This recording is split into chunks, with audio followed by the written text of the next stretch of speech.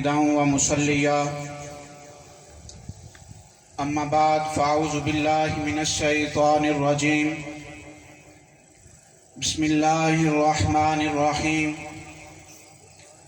ولسوف يرضى آمنت بالله صدق الله العظيم وبلغنا رسوله النبي الكريم الأمين إن الله وملائكته يصلون على النبي يا أيها الذين آمنوا صلوا عليه وسلموا تسليما اللهم صل على سيدنا ومولانا محمد وعلى آل سيدنا ومولانا محمد وبارك وسلم وصل عليه الصلاة والسلام عليك يا سيدي يا رسول الله وعلى آلك وأصحابك يا سيدي يا حبیب اللہ۔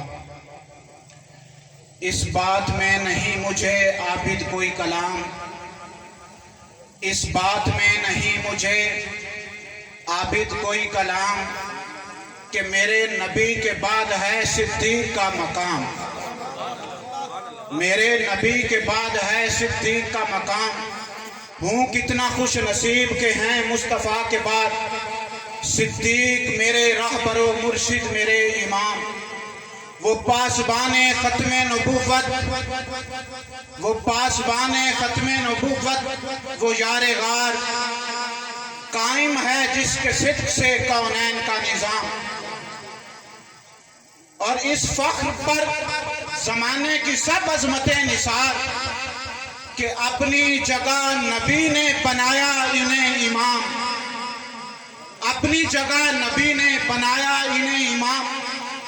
اور جس نے سب کچھ خدا کی راہ میں لٹا دیا، مولا کائنات کو تھا جس کا احترام۔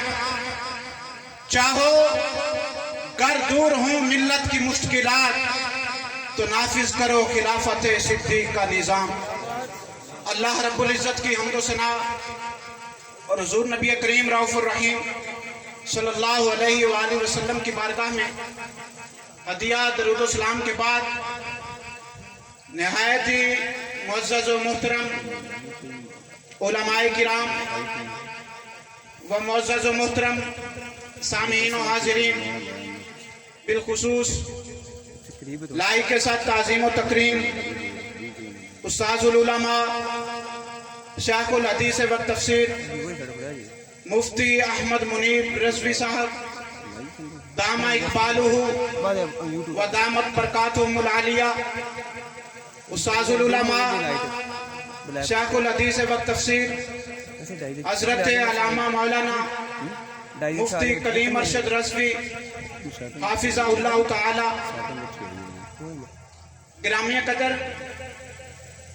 انتہائی مختصر سے وقت میں قبلہ استاذ محترم نے جس موضوع پر گفتگو کرنے کا حکم فرمایا،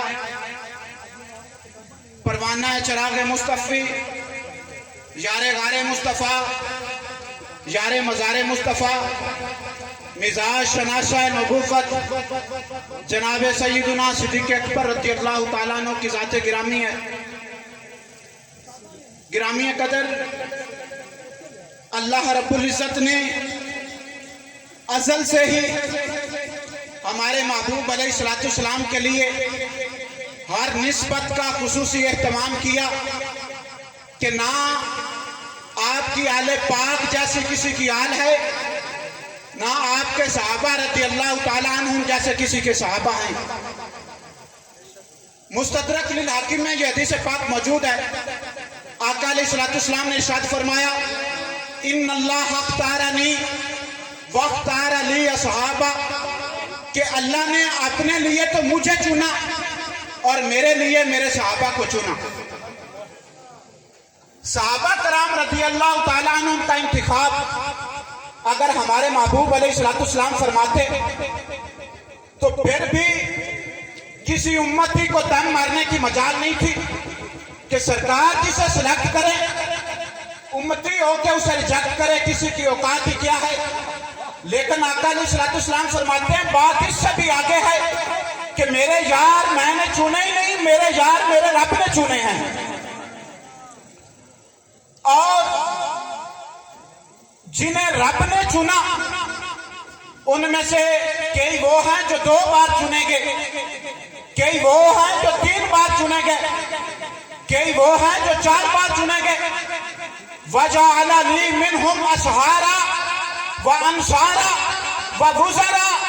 आका अलैहिस्सलाम इरशाद फरमाते हैं, इन चुने हुए लोगों में से रब ने मेरे ससुर भी चुने, मेरे दामाद भी चुने, मेरे अंसार भी चुने, मेरे वुज़रा भी चुने।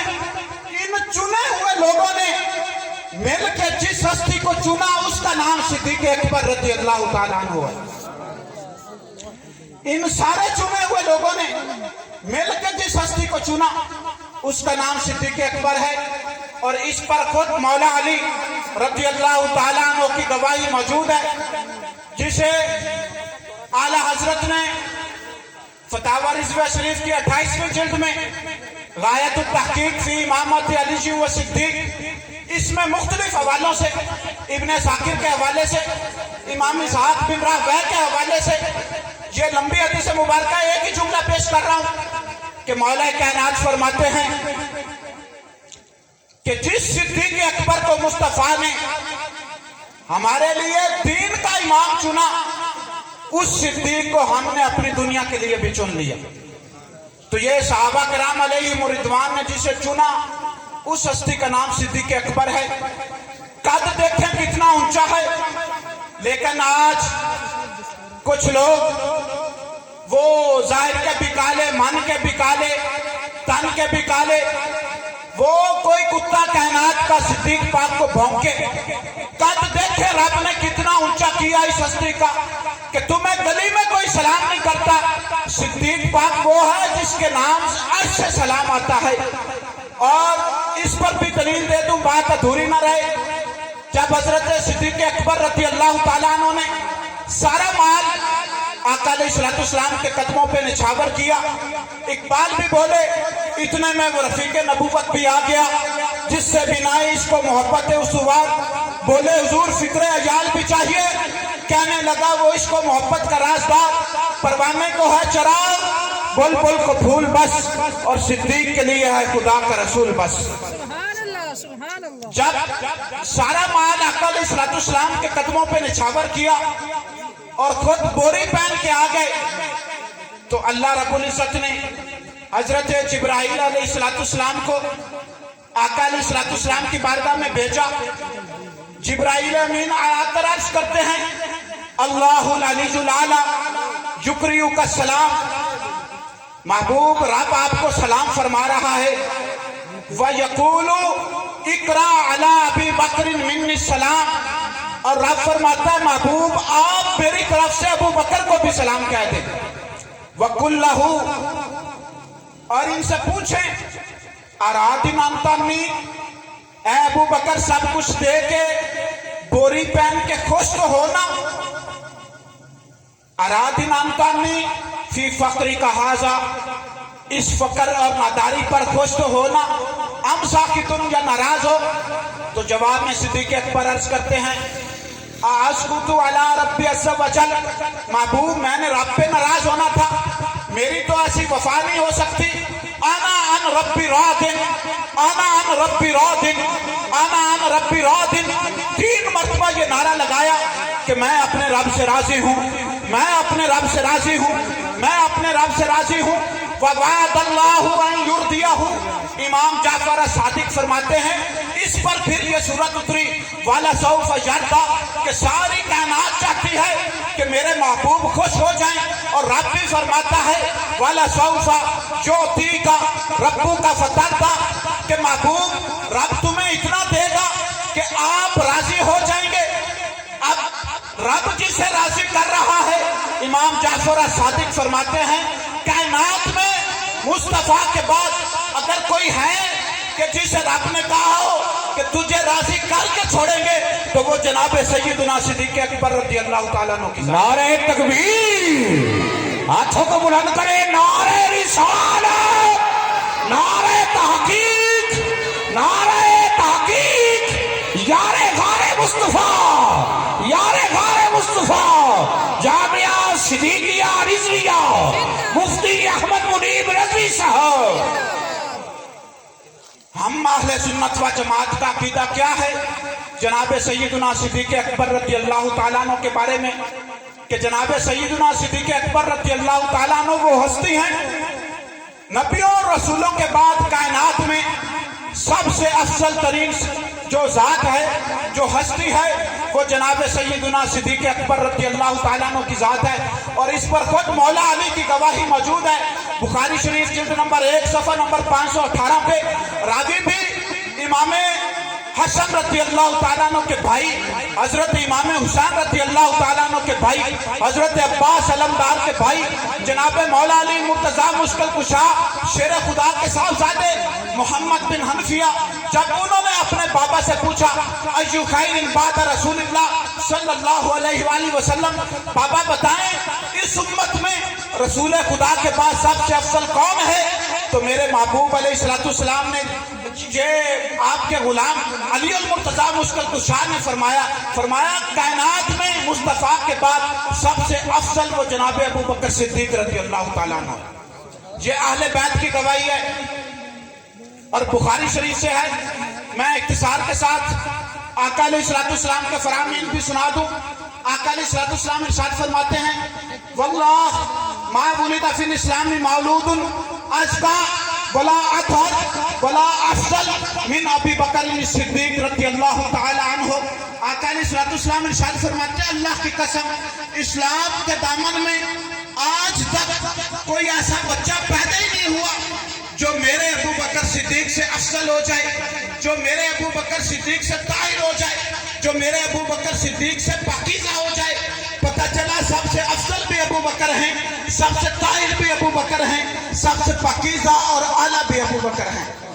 دوسری حدیث مبارکہ آقا علیہ السلام ارشاد فرماتے ہیں واللہ ما طالعت الشمس ولا غربت علی احد افضل من ابی بکر صدیق رضی اللہ تعالی عنہ الا ان یکون نبیا۔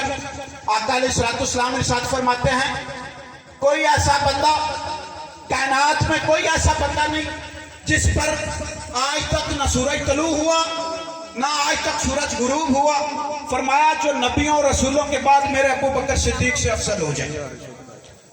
تیسری حدیث مبارکہ آقا علیہ السلام ارشاد فرماتے ہیں ابو بکر و عمر خیر من الاولین و خیر من الاخرین و خیر من اہل الارض و خیر من اہل السماوات و خیر من اہل الارضین الا النبیین والمرسلین۔ آقا علیہ السلام فرماتے ہیں ابو بکر و عمر پہلے والوں سے بھی افضل ہیں، ابو بکر و عمر بعد والوں سے بھی افضل ہیں، ابو بکر و عمر آسمان والوں سے بھی افضل ہیں، اور ابو بکر و عمر زمین والوں سے بھی افضل ہیں الا النبیین والمرسلین، مگر رب نے نبیوں اور رسولوں کے بعد انہیں یہ مرتبہ عطا فرمایا ہے۔